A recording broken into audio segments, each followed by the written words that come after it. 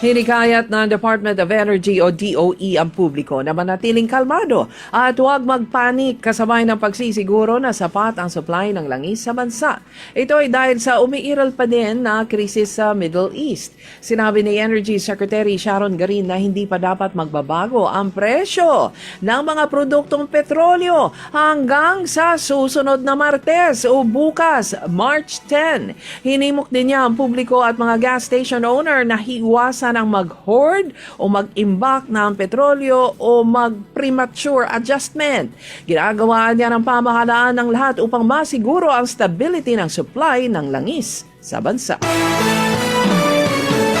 Bumiyahe na kahapon patungong Amerika para sa kanyang state visit si Pangulong Bongbong Marcos Jr. Kasama niya si First Lady Liza Marcos at ilang mga miyembro ng gabinete. Mananatili siya sa New York hanggang sa araw ng Miyerkules, March 11, 2026. Ito na ang ika-41 biyahe ni Pangulong Marcos sa abroad simula nang siya ay mahalal bilang Pangulo noong 2022.